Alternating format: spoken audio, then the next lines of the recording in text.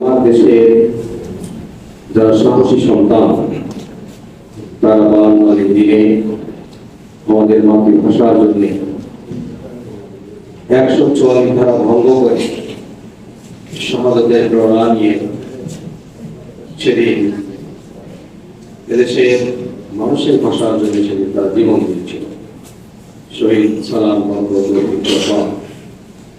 আমি প্রথমে তাদের আত্মার মাগফিরাত কামনা করছি, রব্বুল আলামিনের কাছে দোয়া করি তাদের কবরকে আল্লাহ রাব্বুল আলামিন জান্নাতের টুকরা বানিয়ে দিন।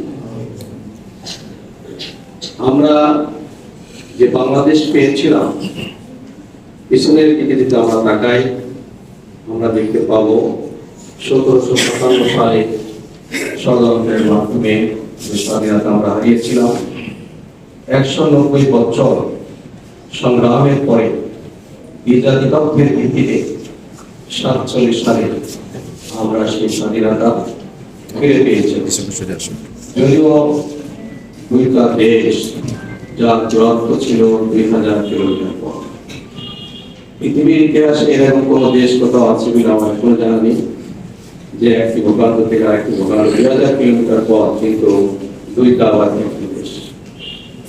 যাই হোক আমরা অনেক রক্তের বিনিময় পেয়েছিলাম, কিন্তু পাকিস্তানের শাসক গোষ্ঠীর ষড়যন্ত্র ছিল আমাদের এই পাকিস্তান আমাদের বাংলাদেশ সাংস্কৃতিক ভাবে অর্থনৈতিক ভাবে সকল দিক দিয়ে তাদের নিয়ন্ত্রণে,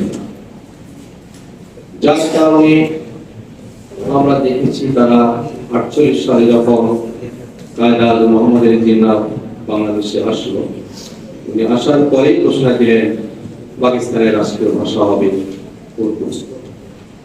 তার আগে আমরা ইতিহাসের দিকে তাকাই, আমরা দেখি 47 সালে পূর্ব পাকিস্তানে তখন তামদ্দুন মজলিস নাম করে একটি সাংস্কৃতিক সংগঠন ছিল, যারা দেশের মানুষের সাংস্কৃতিক আগ্রাসন থেকে রক্ষা করার জন্য তাদের পত্রিকা ছিল, তারা লেখালেখি করত। তাই প্রথম কিন্তু লিখেছিল যে পাকিস্তানের রাষ্ট্রীয় ভাষা কি হবে, উর্দু হবে না বাংলা হবে।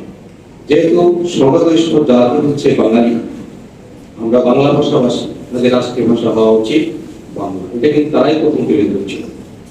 এরপরে যখন কায়দা আজম মোহাম্মদের জিন্নাহ ঘোষণা দিল, তারপরে আবার লিয়াকত আলী খান আসলো। লিয়াকত আলী খান আসার পরে ঢাকা বিশ্ববিদ্যালয় ডাকসুর পক্ষ থেকে একটি স্মারকলিপি তাকে দেওয়া হয়েছিল। ডাকসুর তখনকার যে ইউনিয়ন ছিল সেই ইউনিয়নের যিনি সেক্রেটারি ছিলেন অধ্যাপক গোলাম আজম, ছাত্রদের সম্মতিতে সেদিন তিনি ইউনিয়নের সেক্রেটারি হিসাবে লিয়াকত আলী খানের কাছে একটি স্মারকলিপি তুলে দিয়েছিলেন। সেখানে দাবি ছিল বাংলাকে আমাদের রাষ্ট্রীয় ভাষা করতে হবে, কিন্তু পাকিস্তানের গোষ্ঠী তাদের ষড়যন্ত্র থেকে বিরত থাকেনি, বরঞ্চ তারা বারবার ষড়যন্ত্র করেছে। এই ষড়যন্ত্রের কারণে বাংলাদেশের সকল শ্রেণী পেশার মানুষ দেশের স্বকীয়তা, দেশের যে ভাষার যে স্বাধীনতা, এই ভাষার স্বাধীনতা ধরে রাখার জন্য রাস্তায় তারা নেমে এসেছে। একটি ভাষা কিন্তু একটা জাতির মূল বিষয়। ভাষার পর আকর্ষণ মানে জাতির মূল জায়গায় কিন্তু আকর্ষণ।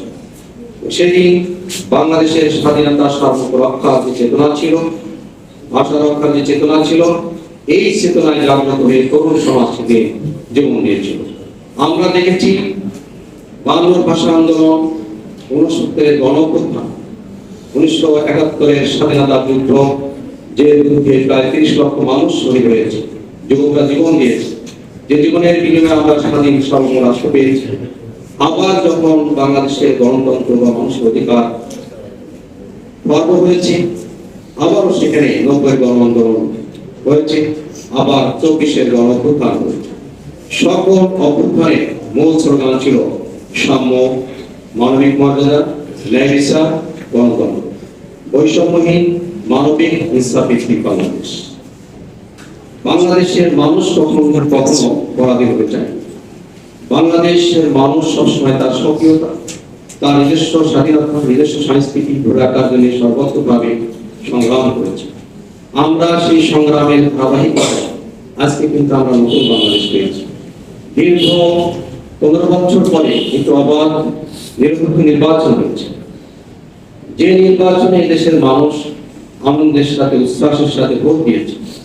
আমরা দেখেছি আমাদের এই নির্বাচনী এলাকায় প্রায় 71-72% মানুষ ভোট দিয়েছে। এই যে মানুষ যে ভোটের অধিকার পেল, এটাও কিন্তু মানুষের শত শত তরুণের রক্ত দিতে হয়েছে, জীবন দিতে হয়েছে। কিন্তু সেটাও ছিল বাংলা ভাষা আন্দোলনের যে চেতনা, সেই চেতনাই কিন্তু তাদের মধ্যে জাগ্রত হচ্ছে। তো আজকে আমাদের এই প্রোগ্রামে যারা উপস্থিত আছে, আমি বেশি কথা বলতে চাই না। নতুন ভাবে আমরা এখানে সমবেত হয়েছি নতুন বাংলাদেশ গড়বার জন্য। আমরা চাই সকলের সহযোগিতা, সকল উদার হয়ে আমরা যাতে এই বাংলা সুন্দরভাবে করতে পারি, নতুন বাংলাদেশ করতে পারি।